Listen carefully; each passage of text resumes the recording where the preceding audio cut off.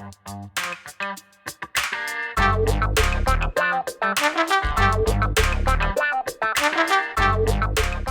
guys, Montel, and welcome to this edition of Let's Be Blunt with Montel.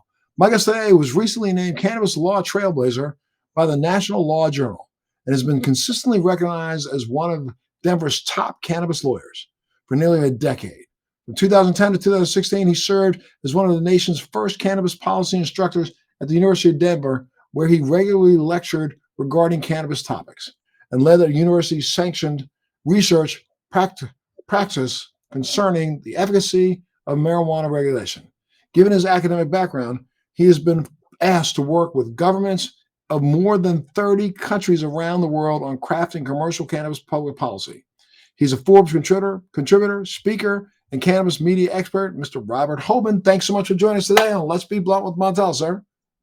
Good to be here, Montel. How are you today? I'm doing great, sir.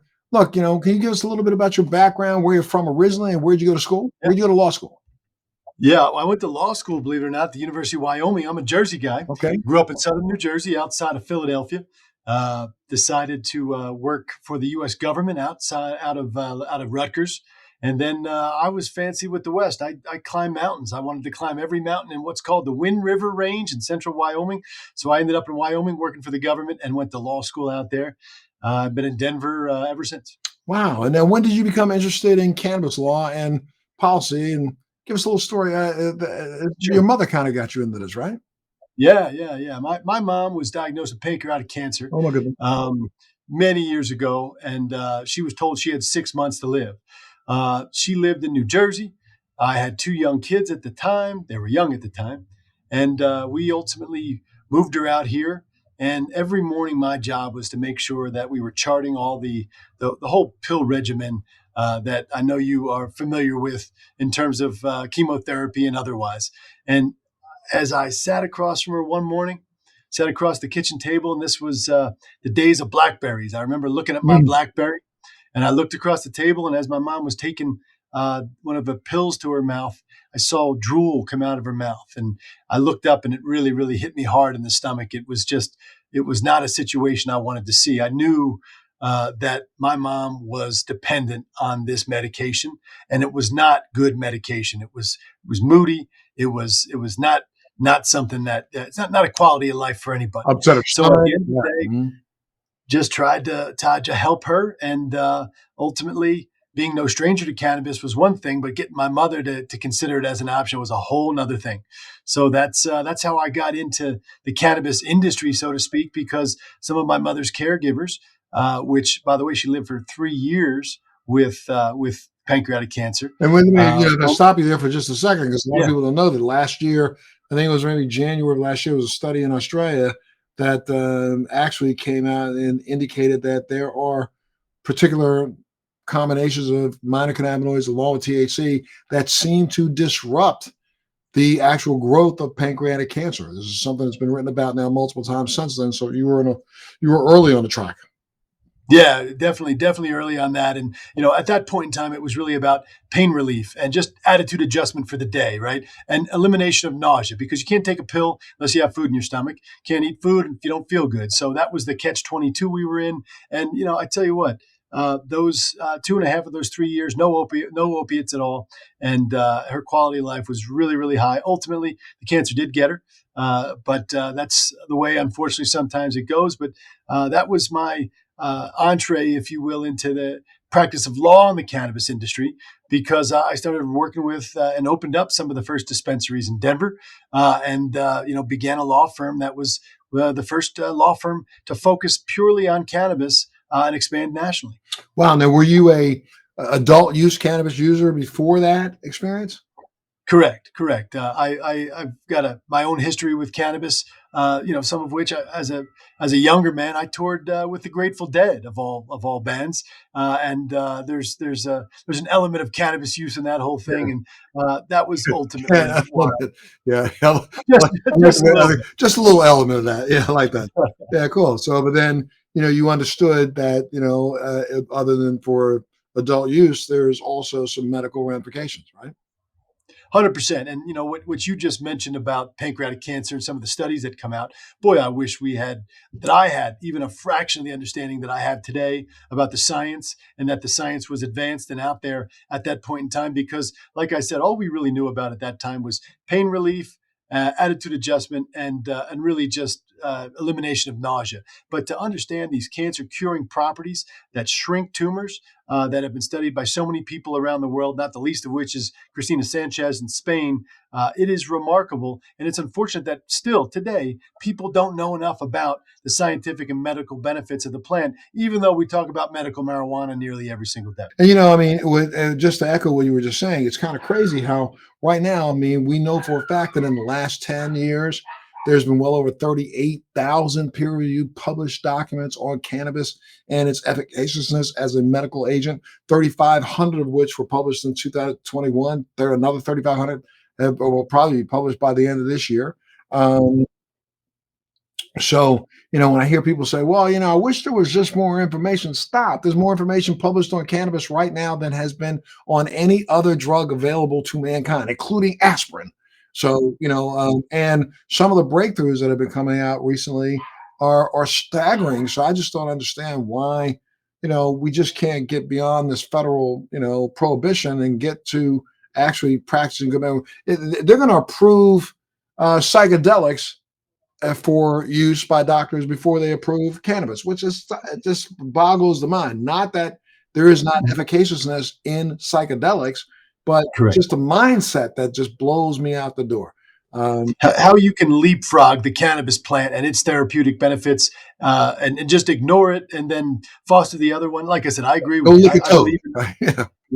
It's crazy. It is crazy. Well, look, I've been a cannabis advocate for by 23 years now, and a lot's changed in that time. But we still do have a lot of work to do. What's your opinion, about what's most important right now and considerations about the continued growth and success of this industry? Well, listen, we're at a point in time where these companies all build up, and remember, they build up state by state by state. So you had to build a supply chain in each state and get it to start functioning state by state because of federal We legality. still have That's to a do that. problem. Yep. Yeah, we still have to do that. And that's a challenge, and that's why the rest of the world. I work internationally quite a bit. The international community, it's so much easier to conduct business. There's international transactions happening every day, but that's a large part of it. So you had to recreate the wheel, so to speak, in every single state if you were a multi-state operator or a participant in multiple states, and that creates inefficiencies. I mean, think about it this way: you have to have the same number of jobs in every state based on population, instead of having some efficiency where you have some sort of regional cultivation or extraction facility, and then you're shipping all those wares out into the marketplace in multiple states. So it's really, really inefficient. And furthermore, the taxation problems really hamstring the industry, in that most of these guys, their hands are tied behind their back because they're being taxed without any ability to deduct most expenses like ordinary businesses. So that cramps its style. But the other thing we understand is, during COVID, the numbers increased dramatically when everybody was home. People were using cannabis. They had expendable income because of government subsidies and the inability to get evicted if you didn't pay your rent. Those days are over, and cannabis use is suffering accordingly. But the other thing that I would say is this is not unique to this industry. It's a brand new industry. There's no central clearinghouse. There's no centralized location to get information. So everybody that's out there trying to build the biggest, greatest extraction, cultivation, or retail establishment, they're doing it without any sort of context. They're going to do their thing, and guess what? There's 10 other people doing the exact same thing. And if they all come online around the same time, then you just created a saturated marketplace, and that's ultimately what's occurring. Well, let's take these things apart, like individual. I mean, being in the legal process behind this, when do you think that we're going to get to a point where at least states start doing what the federal government should be doing? I mean, the fact that you can't really cross state lines, is that really a federal law? Is that state laws prohibiting state to state commerce interaction? That's federal law. So federal law, classifies marijuana, anything above 0.3% THC content is a marijuana plant under federal law.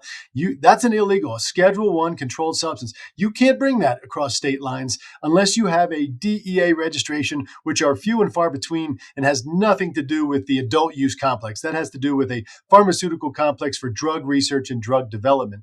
And those DEA licenses, as I point out for cannabis, they are really few and far between. But look what California did recently. California paved the path with a state law that says we're going to allow for exports from our state to other states. They haven't done it yet, but they started to put the wheels in motion. And it does present an interesting, really detail-oriented legal analysis about whether or not you can cross state lines, even if something's federally illegal, and whether states have those rights. So stay tuned for that, because I tell you what, if Biden hadn't won this election, I think we would see California doing business with states like New Jersey, perhaps other blue states, under this program, just to see what the federal government would do. Well, it's really interesting though, because now, if in fact the federal government can prohibit interstate commerce for cannabis, the federal government then turned around and passed a law for hemp, but they still prohibit some interstate commerce for hemp. Well, that's on the states. Yeah. So that one's on the states. The federal law does make it crystal clear that hemp is not a controlled substance, nor are any of its derivatives. And I stress any of its derivatives, and that's a controversial topic. But there was a part in that 2018 Farm Bill that talked about you can't interfere with interstate commerce. So different states like Idaho, for example, some parts of Texas, some of these more conservative political states that you can imagine, they were looking at blocking hemp shipments not because it wasn't plant material. These were extracts. And they're saying, well, there's THC in these extracts. You're not allowed to have that. That's not true. That's not what the Farm Bill says. So there's a whole lot of confusion across the country. And some of the states have blocked that transport, not necessarily the federal government. Well, when do we think that the states will? Let's just start with hemp. I mean, what's ridiculous, I happen to have product in the marketplace in Massachusetts, and I know for a fact that Massachusetts will not allow hemp products from California or any place else brought into the state, utilized in any of their products that are cannabis or hemp related. And several other states are doing the same thing. That just, to me, it's so contrary.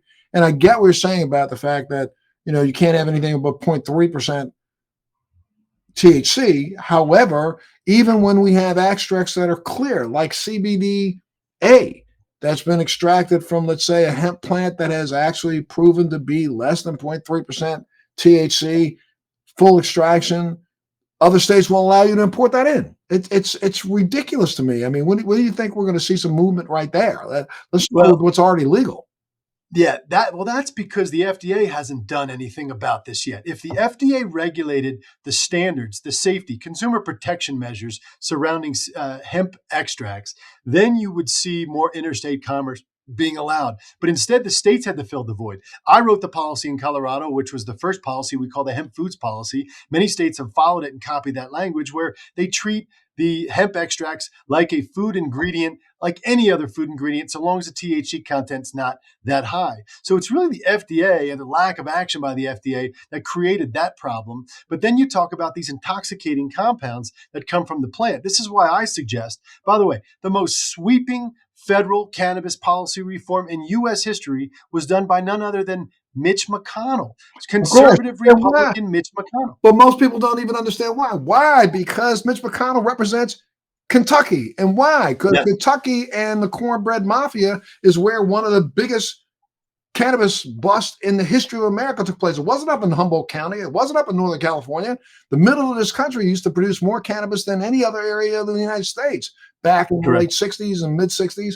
And a lot of people don't know that. It was Kentucky, Tennessee, and those places like that where farmers were hiding plants in between, rows of their corn, or in between rows of some of their soybean plants, even though it's kind of hard to hide cannabis in soybean. But there were farmers down there trying to do it. And we know for a fact that a lot of the cannabis that was delivered here in the United States back in the late 60s came from that area of the country. So of course, Mitch McConnell was going to support hemp grow in his state. He wanted to make sure his farmers, got off his back and reelected him again.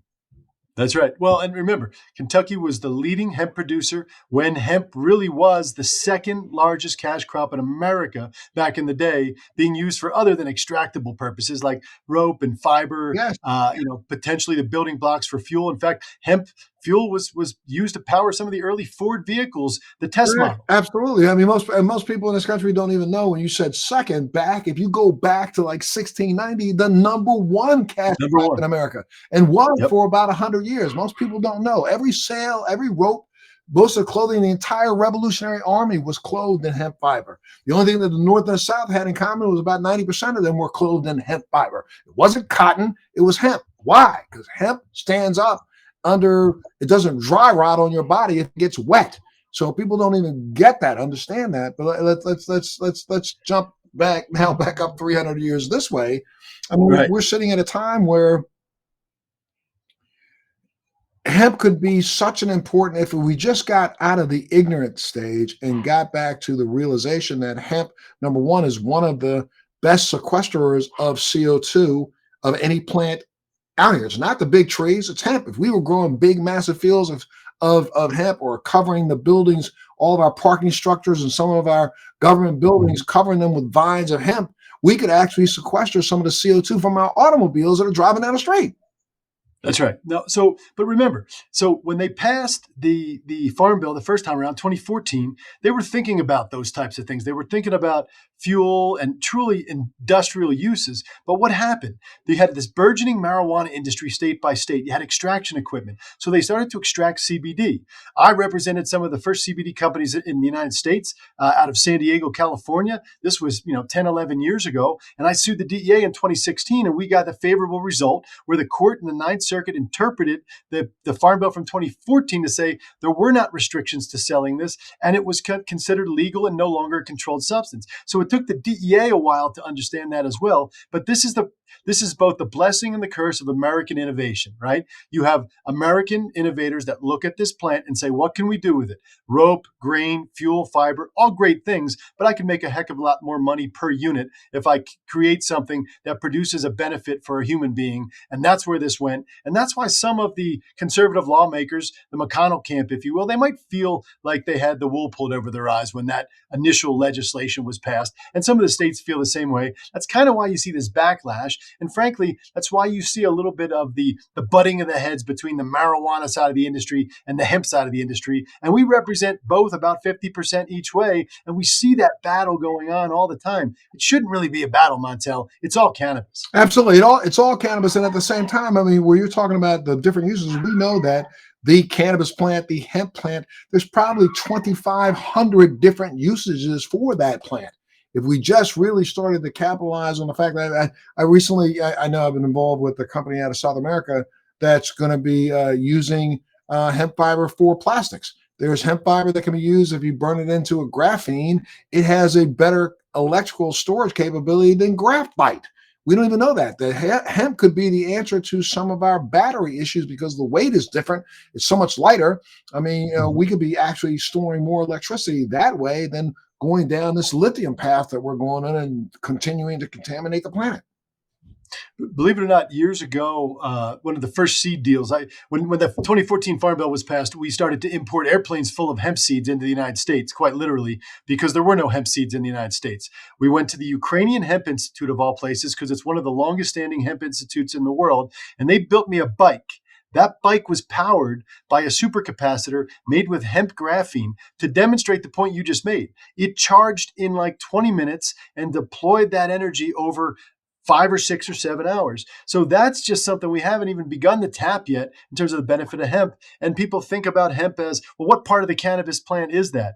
It's not quite that way. And that stigma continues on. It really does. Absolutely. And also, most people don't know that, in Ukraine, Chernobyl, which is really right on the border, but, they've been using hemp to actually leach the radioactive toxins out of the soil.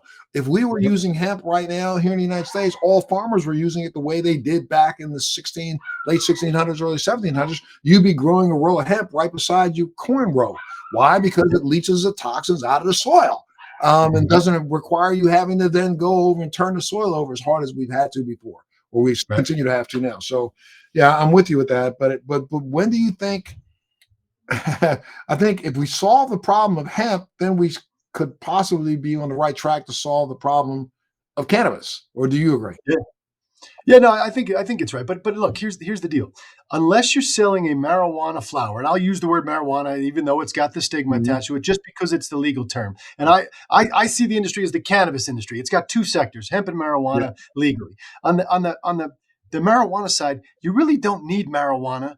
Except if you're going to smoke that flower with that high THC percentage, or if you're going to distill an oil from that plant. Otherwise, hemp has all of the same compounds. Do you know how much if I grow 1 acre of hemp, I get 10 to 12 metric tons of biomass. If I grow 100 acres of hemp, multiply that. 0.3% of that tons of biomass is THC. That's legal. That is enough THC to satisfy Pfizer's research agenda for an entire year. It's enough THC to create formulations to go out into the marketplace. Yeah, it's not naturally in the state because they're looking at reformulating those things, which is the benefit of marijuana, which I don't dispute for a minute. But I think the supply chain globally is built around hemp because it's less regulated, it's easier to grow, it requires less water, and it has all the same things as the marijuana plant. It just has them in different ratios. absolutely. And the way our extraction techniques allow us to take as much of that together, put it together in the same vial, if you will, or bottle, if you will, and create the exact same outcomes. Exactly. Absolutely. Exactly. What do you think some of the regulations are that you believe are really crippling the industry right now and should change? Well, first and foremost, you've got the fact that companies don't have the right to file for bankruptcy. That's changing slightly. So, bankruptcy protection, believe it or not, doesn't mean a company is just going to disappear and wither away. It gives creditors and it gives lenders additional options in the event that a company goes under. And it creates a managed process for the winding down of those assets. That needs to change. There's talk about that happening in DC this year. Otherwise, receiverships, which we do a lot of, and have done a lot of in the space, reorganizations, if you will, reworking of assets, that needs to change. 280E needs to be reformed. You need to figure out a way to stop treating taxable, cogent commercial enterprises like they're criminal enterprises, because 280E was crafted to battle the cocaine trade in the late 70s and the early 80s in terms of taxation and just to give the IRS a way to nab these people, so to speak. I think the state regulations need to be re-examined. The dispensary model is an overtaxed, overregulated model that's now, Montel, 10 years old. 10 years old in the cannabis industry is like 70 years. It's like dog years. I can tell you some of the lines on my face for the last 14 years indicate that, but that's something that we need to reevaluate, especially when you're looking at intoxicating compounds in different ratios coming out of a federally legal plant. How does all of this jive together? So that's something that we need to re-examine, because charging someone millions of dollars for a license and having them operate one store and keeping everything else sequestered, or requiring vertical integration at the outset, these are problems that overregulation has created.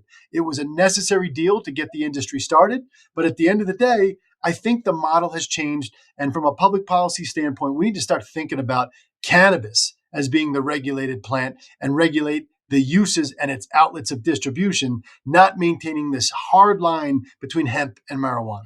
I think one of the things that's so crazy is that the taxation of these products, especially from the consumer standpoint, this is all it's passed down to the consumer. It's ridiculous. That's the reason why we know that in 2021, the legal cannabis market sold $25 billion worth of product in the United States, but we know that the black and gray market probably sold another 50 billion. So that's $75 billion worth of an industry, making it one of the biggest industries in America. There was more job growth in the cannabis industry than there was in any other vertical in the United States in 2021. But most people Yeah. don't know that. And I think it's part of that. It's part of the problem of our industry. And we do a great job of educating from B to B. We do a really piss poor job of educating from B to C. We don't let the consumers know what's going on. If more and more we educate the consumers, I think the consumers would demand more. Same way as, why does farm spend so much money educating the consumers all day long? Every time you turn on the television, is a new pharmaceutical drug that's being shoved down your throat, not Yep. so that you can run to let's say CVS or someplace and say, "Can I have that?" No, so you can run to your doctor and say, "Do you know about this?" Then the doctor says, "Oh yeah, I got some samples right here. Take those home." Right. They get you addicted to them. You know what I mean? So I mean, and again, part of this is the problem that we have in the interpretation of the individual state laws of marketing not one of those state laws prohibits education on cannabis. So if we were to go brand neutral in educating and doing public service announcements to the public, talking about the validity of cannabis and some of these 35,000 peer-reviewed studies that are out there, not saying that we've proven that this is an outcome if you use it, but there is research that says, boom, we're researching. Look at this research paper that came out of Australia that says that cannabis seems to have a really efficacious effect against pancreatic cancer for the following reasons. That's enough information for a person who has pancreatic cancer or is dealing with it with their family saying, let me go down there. They didn't say it cured it. They just said may have impact.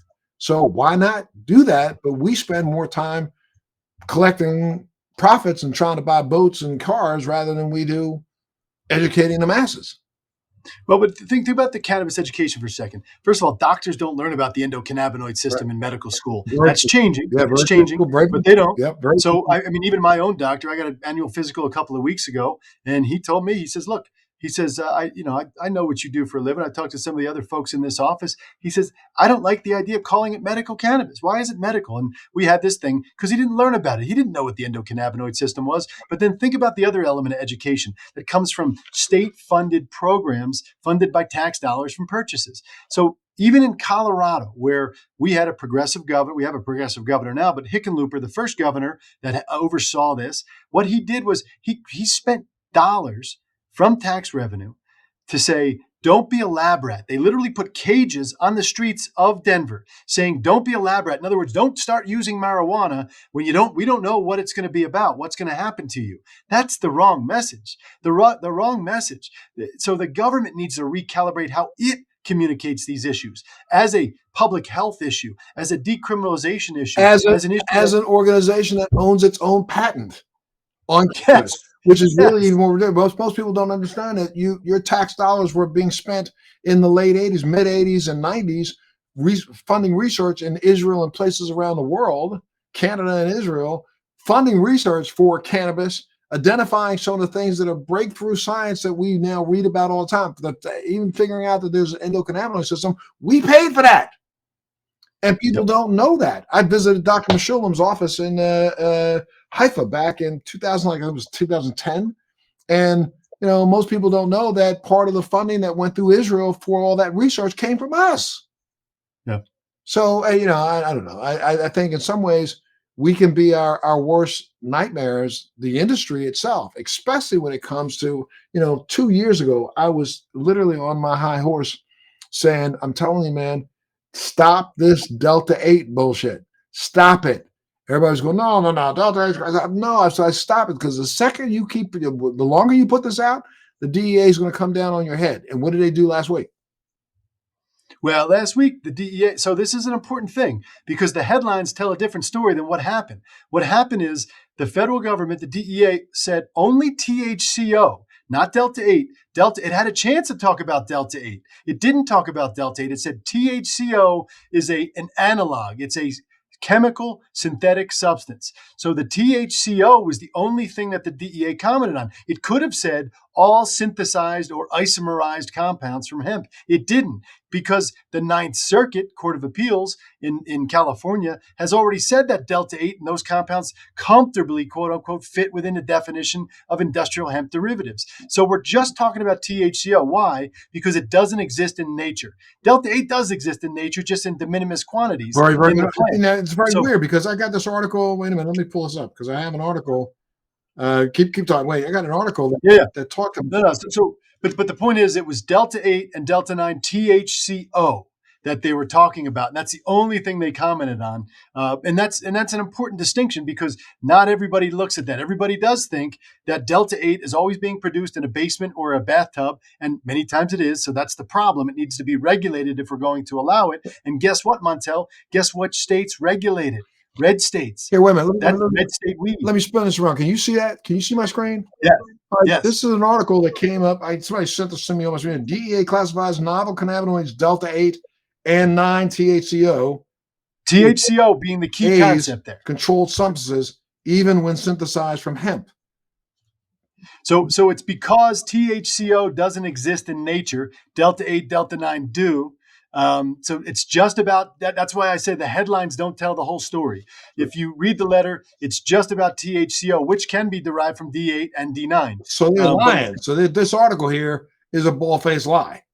correct. This article that I have says that they say that 2 cannabinoids have emerged in state markets that do not meet federal definition of legal hemp and therefore considered controlled substances. This one says Attorney Rod Knight inquired about legal status of Delta 8 THCO and Delta 9 THCO with federal agency last year and followed up earlier this month. And it goes on to say the DEA had sent a response letter on Monday saying that the 2 cannabinoids do not occur naturally. And when I read this, I said the same thing. So a friend of mine said, you know what? I don't understand this because Delta 8 does occur naturally. It's just in such small amounts that's the reason why people have been using CBD to push it into Delta 8. But I'm wrong with that then, right? So Delta 8. Well, right. Okay. Just THCO, but again, but it's Delta 8 or Delta 9 THCO that they're talking about, which is a synthesized, because I don't need to derive that from hemp. I put some chemicals into a lab and I create that, and that's the problem. That doesn't exist in nature. And this is the first time, by the way, that we've really seen something called the Analog Act applied. Think of like bath salts and spice. Remember those things? Spice and that crap. Yeah, they tried to apply it then, did they? No. Well, they did apply it then, and they applied it properly so in that context. In this context, we've been waiting for them to try to do it. Frankly, I'm surprised they haven't even tried to do it with CBD back in the day, early days, because they didn't understand it well enough, even though I don't think it would have stuck. But right now, THCO is really the compound, because if you're selling THCO, it doesn't exist in nature. It produces an intoxicating effect. That's a federal analog, same thing as a controlled substance. Yeah, I mean, what's really crazy, Robert, is that I'm telling you, I probably had 20 discussions about that article that I saw and a couple of other articles like that, because literally, I guess the journalists took a little license that they should not have taken.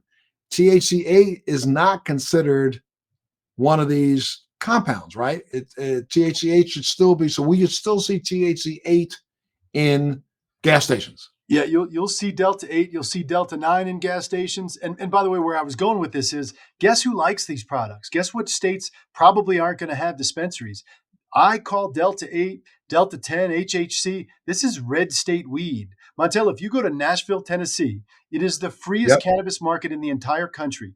Dab bars, dispensaries, restaurants where you can get infused meals, and it's not overregulated, and it's all hemp derived. So this is a policy and a thing that's happening. And by the way, as I mentioned, the federal court out of California has indicated that Delta 8 does fit, quote unquote, comfortably under the definition of an industrial hemp derivative. So this is about THCO only. And I think that there's wishful thinking on many people's parts that D8 would go away because of the concerns, same concerns I have about an unregulated product. But I do believe from a legality standpoint, it fits under that definition found in the Farm Bill. Wow. So I mean, I need to correct myself, because I've been out here saying to people that, I thought that even taking Delta 8 and using CBD to push it into Delta 8, that's still legal? That's legal. That's a hemp derivative. Now, the FDA could step up, and the FDA could say that the process or the residual compounds found in that Delta 8 are not permitted, but the FDA doesn't move very quickly at all, ever, and it's certainly not moving very quickly here. So states have been left to fill the void. Like, for example, in my state of Colorado, where I'm sitting right now, we have the largest Delta 8 manufacturing complex in the country. I have 20 clients that generate $1.5 billion annually, exporting to legal markets across the world that sell these products. But they don't allow the retail goods to be sold because it competes with the marijuana industry. So that's kind of the conundrum. And these are the issues. Just yesterday, the state of Arizona passed a bill, not a law, but a bill that would indicate that these compounds should be allowed to be sold, and setting forth the standards under which they can be sold. It's a different kind of consumer. It's a different kind of extract. And frankly, I don't see that it goes away unless the federal government's Farm Bill language this year, as it gets renewed, says none of these intoxicating compounds can be sold, which I'm not so sure that that's going to happen, because that stunts the growth of farmers. And the ag commissioner and the Department of Ag, they're not in favor of limiting what farmers can do on the hemp side. Wow. Well, it's very interesting. You were talking about Tennessee, the state of Tennessee. My wife, my current wife, is from Tennessee, so we get down there quite often. And I got to tell you something. Even though regular cannabis is supposed to be illegal, it's everywhere. You can find it anywhere you want to go find it. Yeah. Yeah. Which is crazy. So, I mean, I was wondering what took the Fed so long to step in. And what people have to know is that the DEA doesn't make laws; they just pass regulations. The Congress has to make the law. So, even though their regulation was they think is this XYZ, Right. Right. by law, really, even THCO can't be taken off the shelves until Congress acts, right? Well, technically, but I think the line is in the sand. If you're going to sell THCO in this day, if you're going to make it and sell it, you're running the list of selling unequivocally, or at least you're going to get arrested by somebody at some point for selling a controlled substance, because it's an analog of a controlled substance. And that's the biggest risk. And that's a whole nother topic for another day. But analogs generally are synthetic compounds that mimic the effects of controlled substances. And in this case, when we're talking about cannabis, I mean, I think that's one of the things that, or hemp, that's one of the things that I think consumer beware, because analogs, if they are synthetic, we don't know whether or not there's not been enough research done to see what part of the endocannabinoid system actually is agonized by that. We don't know whether or not it's literally even being absorbed by the same CB1, CB2 receptors, right?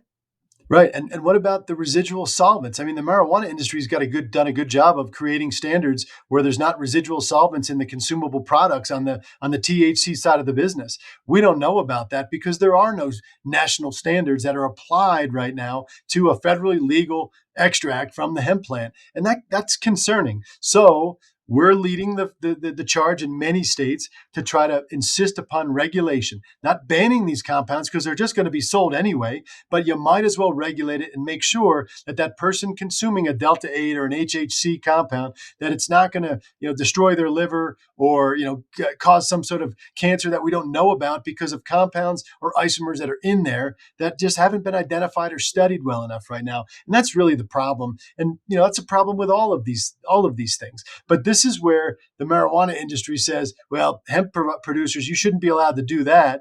And then the hemp producers are pointing the finger back and saying, but you're completely federally illegal, and none of that is productive.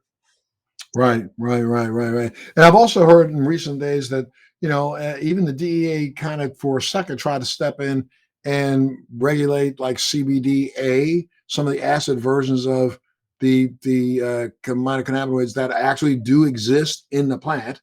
And they then got shut down saying you can't stop the sale of CBDA, right? You Right. heard Well, about but listen, so the DEA's changed their position on CBD, particularly over time. When I took the DEA to court in 2016, it was because they were saying CBD is a scheduled substance.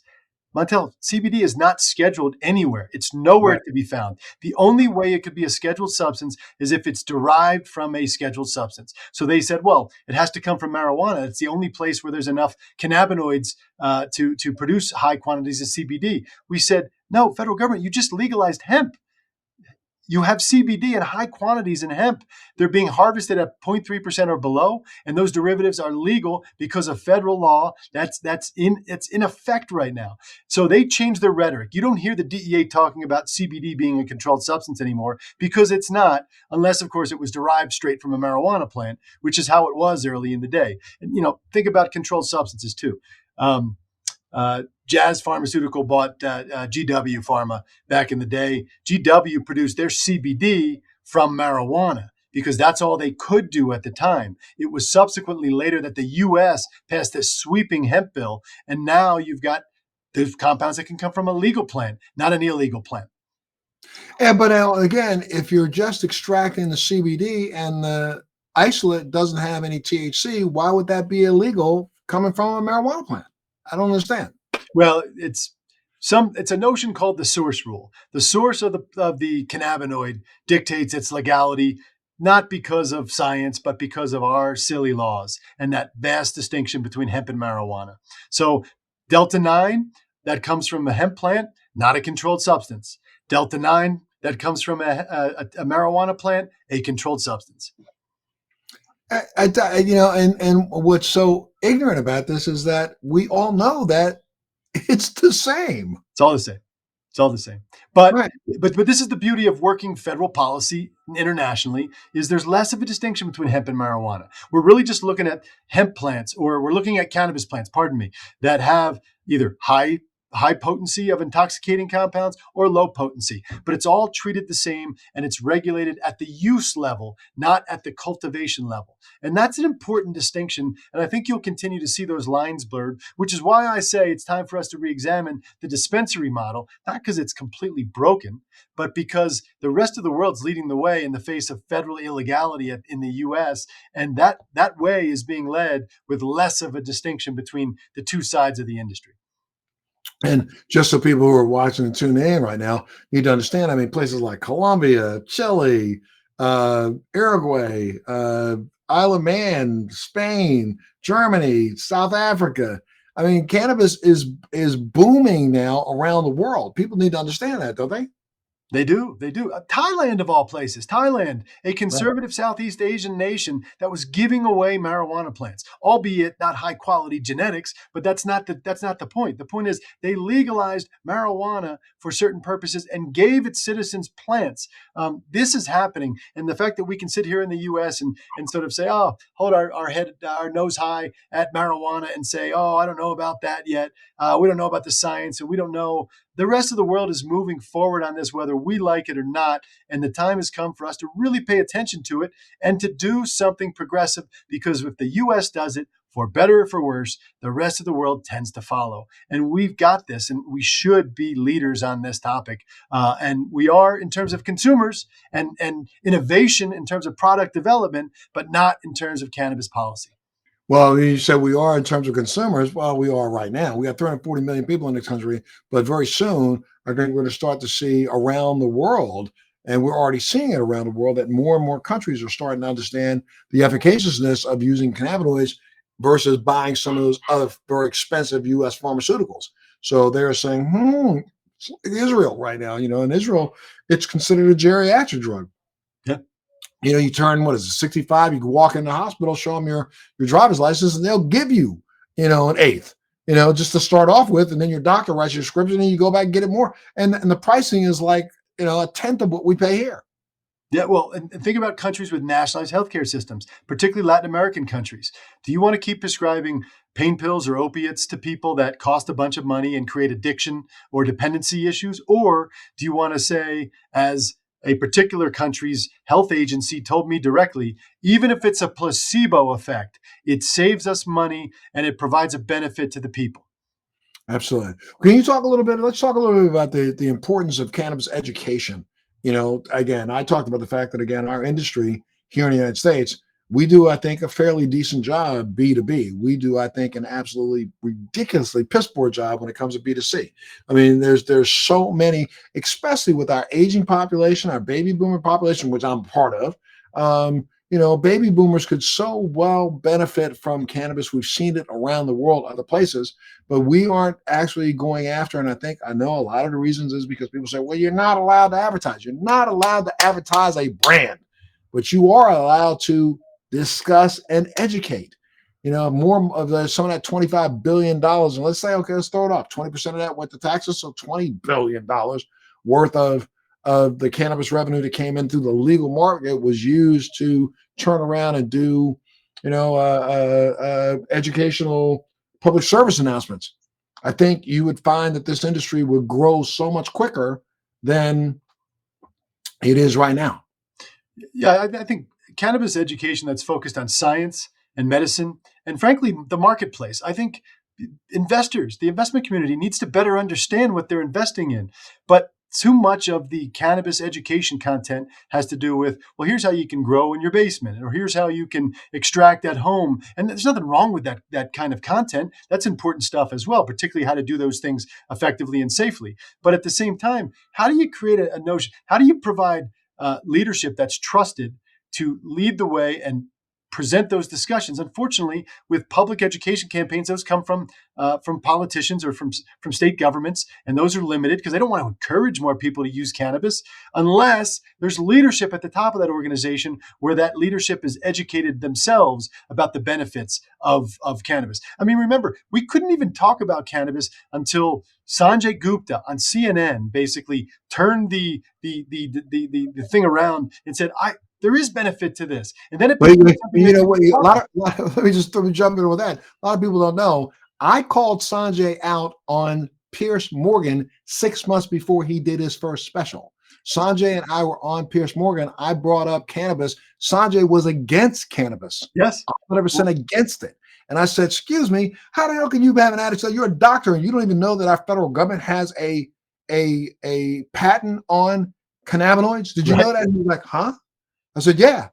And then I went back on Sanjay Gupta. I mean, went back on Pierce Morgan before Pierce Morgan went to Europe and left the United States. I went back on Pierce Morgan with Sanjay, and Sanjay apologized for me for having the attitude about cannabis that he had before he did his very first special. Well, first of all, thank you for bringing that up and sort of prompting that. And by the way, how fast did it happen when you brought the facts to light? It happened quickly, no? Right. I mean, that's really, I find that that's what happens everywhere I go around the country. I mean, and a lot of people say, well, the government passed that, gave itself a patent, but that's really not that important. It is that important because to be able to give themselves a patent, they had to do some research. You read the government's own abstract on patent number 6630507, you'll find that the government believed in all the things that they claim right now that they don't believe in. So at the end of the day, education is key. So you got to educate. I mean, look, even I taught a class at the University of Denver. I had 14 students register for my cannabis regulations class. These were, 18 to 20 something year olds. They were hesitant to come in because what are they going to talk about? Well, we were talking about cannabis as adults, about policy, about science, about medicine, and their eyes opened up. I've never heard anything like this before. These people are eager to learn about these things. You just have to give them right information that's not prejudiced or biased. And that's part of the problem too, as I think industry advocates tend to be a little bit too pushy in their bias, not because they're not correct, but because they want to see the change happen instead of just providing the information and let people decide for themselves. Right. And I think that's one of the biggest things right there, just giving the people the information so that they can make a conscious decision for themselves or their family. I'm almost out of time, but I want to ask you a couple more questions about, just so people understand who are tuning in, and you've been doing, legal on this for years now. What are some of the rules like in place right now for traveling, let's say with cannabis by plane or passing through, let's say, an illegal state, and you got some cannabis in your car? Should people be worried? Even traveling with cannabis, I mean, I wouldn't take, a ounce in my carry-on or in my check luggage because they just still run dogs by, even though the dogs right now have the ability to really only go after bombs. But a lot of them aren't trained or multi-trained to be able to find various forms of contraband at the same time. What are some of the legal rules about traveling with cannabis? If you go from a legal state to a legal state, can you fly above them and land in a legal state with some cannabis with you? Well, remember, every time you enter into an airport, you're subjecting yourself to federal jurisdiction. So as a technical matter, that airspace would say, no, if you're traveling from one state to another, it's federally illegal. However, you have to think about if you're determined to bring cannabis with you, I would say don't travel internationally with cannabis. We saw the Brittany Griner example as an extreme example, but by the way, that same thing has happened to so many people, including other NBA players traveling on the road. Not to mention people that I'm sure we know that have just been traveling for businesses or conference or otherwise. So it's not wise to travel internationally with these. But if you're looking state to state, and you understand that, there's an element of federal legality that is going to color what you're doing if you're flying from Colorado to California, for example. But what are the repercussions? In Denver's airport and in many airports, it's just a couple of $100 fine. They take it. It's effectively a misdemeanor. And, you have to deal with that in court. And you probably go to court and the court might dismiss the case anyway.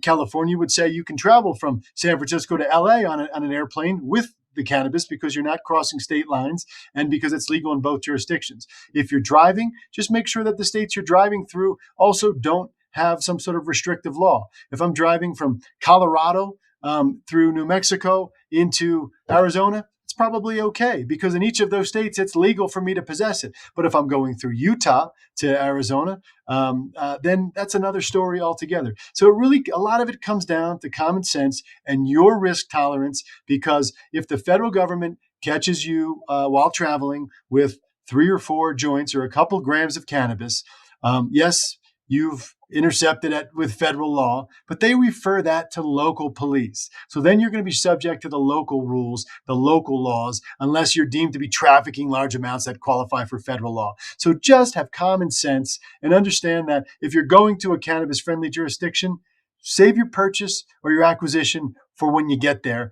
just to be on the safe side, because who wants to deal with the repercussions of a rogue law enforcement agent who doesn't know what's legal and what's not, and have to deal with potentially hiring a lawyer to deal with criminal charges, even if you get off on them? What's the point? Absolutely. Well, I will, for 100% complete disclosure, I will say that I have been stopped a couple of times in different places around the world. I made a mistake, almost like a Brittany Griner mistake years ago, flying through Germany. Didn't really check my bag completely the way I should have before I flew, and had a little bit with me there. But, I tell you, it was crazy. I and my wife were traveling through. We were going through Germany and going to Dvornik, and I had to go through that secondary screening in the airport. And I had made it all the way over there. Didn't even realize I had a little teeny container of some keef that I had forgotten was there from a couple weeks earlier, and got stopped, got pulled over. It's one of these aggressive, TSA people in Germany grabbed me, and then Interpol was called. Interpol came up to me, and I'll never forget this. There was this Interpol operative who was herself and 2 others that were in undercover, and the woman walked up to me, literally holding her smart device, and she had, en route to see me, had already Googled me and realized that I was an advocate in the United States. And she came up to me and said, Mr. Williams, we just passed a law in Germany that makes cannabis makes it legal. However, it doesn't go into effect until September.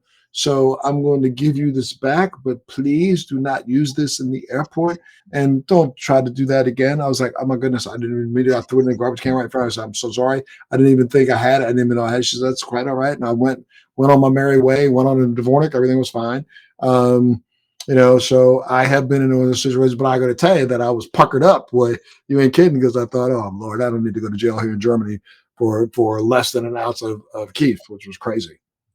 Well, I had a CBD pen coming out of Israel, and those Israeli border guard agents, the Israeli Defense Force people, are very intimidating to begin with, and that was a challenging one. But same thing. But keep a good head on your shoulders, make good decisions, and at the end of the day, there's probably going to be flexibility, but not in a place like Russia, that's for sure. Hell no, not a place like Russia, boy. You got to check everything you're doing. It was very funny. Israel, interesting story. I literally was traveling through Israel, and I was going there actually to meet with Dr. Meshulam, and I was meeting with some other representatives of the cannabis. I was meeting with a lady who's in part of the Knesset who was trying to pass cannabis for veterans in Israel. And when I arrived, I'm standing in the airport, and the people that I was coming there with, I'm at baggage claim. I'm getting ready. I haven't even walked out of baggage claim, and this rep that was coming to pick me up for the conferences that I was being a part of literally comes walking and says, "Oh, look, we brought you a whole bunch." I was like, "Dude, don't open that bag up in here. Are you kidding me? Let me out of here."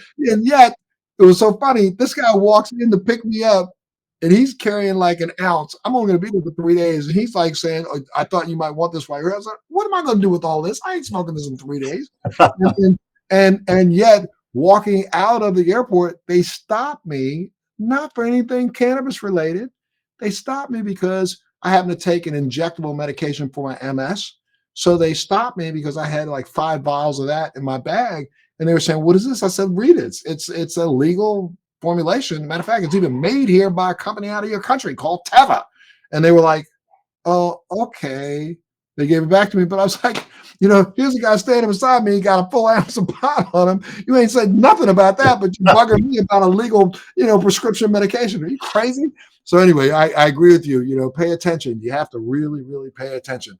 Look, I'm almost out of time. What do you think is the most pressing issue that's facing the cannabis industry today? I think it's got to be tax reform and federal legality in the United States. Okay, and you think the banking issue is going to come to change anytime soon? We've seen it pass 6 times through the House in the safe banking, and then ultimately the Climb Act, which allows access to capital markets. It's a no-brainer that if you enact these things, that this is going to produce an enormous economic benefit to the country, particularly if the economy's down. It's going to happen. The data supports it. It happens everywhere around the world. So the question is, which political party in the U.S. wants to seize that, own the cannabis issue? By the way, I'm an independent, so I'll tell you, I think the Democrats have been terrible on cannabis policy. The I agree with you 100%. Have not been very good, for obvious reasons. But I think the Republican approach, if that could become the mainstream approach, it's about jobs, it's about states' rights, it's about individual freedoms. That's a notion that I think that both parties can embrace. But until then, you're looking at both parties that don't want to touch it. They want to talk about it, but they don't want to actually do anything about it. But I think the Biden administration has got to pass safe banking and the Climb Act before the end of this Biden term, because I don't know what's going to happen. And the economic outcome is determined. It's going to create an economic boom. It just will. We saw what happened in Canada, and that's a small fraction of what's going to happen in our public markets if this occurs. So it depends on which party has the political capital and desire to seize the issue. And that remains to be seen. Because you know what? If Trump was elected again, I think he would have pushed a medical marijuana program that models the U.S. or the European program. I would agree with you. Let me tell you something. I agree with you 100%. I keep saying this over and over again, though I have been one who says, I don't think we're going to see much movement at the federal level for the next 5 or 6 years. I think I'm wrong. I think this upcoming election, I think there's people on both sides, and I'm like you, an independent. So people on both sides, I think, are thinking, just like, Biden understood during his last campaign, he and Harris stepped up and said, we're going to do something in the first 100 days. Yeah, bullshit. They didn't do anything. They just wanted to get some votes. Now, I think they're going to say it again. And this time they're going to be held to what they say and going to be forced to do something, and maybe even be forced to do something before the election so that they can have all those cannabis voters on their side. And you want them. You want those voters on your side. You can, and both sides do. So you might see the Republican side come out and do the same thing, depending on who runs. And I mean, you've got, at least we understand that even looking at whoever is at the top of the ticket, you look at DeSantis, you look at South Carolina, they're trying to pass right now. So, Nikki Haley and that group, Carolinian, understanding that, the people in her state are going to speak. Whoever runs for president on the Republican side, I think is going to actually figure out that, what, as this nation gets older and we got baby boomers who want it, we better do something. And so hopefully, keep fingers crossed, something might happen right before we even know it, 2004. Well, the last thing on that I'll say is this. Think about this. When Obama was running against Mitt Romney, there was a debate here at the University of Denver. I was at that debate. And Romney was asked after that debate by a reporter from what was called the Cannabis. That at that point in time, it was a Denver Post, section that covered cannabis. He says, "Well, what do you think about the cannabis industry? What kind of reform do we need?" And Romney looks him square in the eye and shakes his head and says, "Ask me about something real." They can't do that anymore, no matter what side of the aisle you're on. That means we've come a long way in a short period of time when Schumer and this Mace on the Republican side are pushing the issue. It's going to come up. And I agree with you. It's going to be sooner than later, but politics always gets in the way. Absolutely, my friend. Well, look, thank you so much for being a part of the show today. If people wanted to reach out to you, can you give them some digits? Yeah, 100%. You can find me quite easily at bobhoban.com. You can reach out through my website. You can reach out through our social media, LinkedIn, Robert Hoban, and I'm at rhoban@clarkhill.com. Great, my friend. And look, I would love to have you back because you definitely schooled my audience today, especially on the issues of, all the analogs that are out there. And I know there's plenty more that you could school us on. And so I'd love to have you back. So anytime you want, anytime you got something to think about or you want to talk about, I'd love to chop it up with you. Okay. Sounds like a plan, Montel. I appreciate it.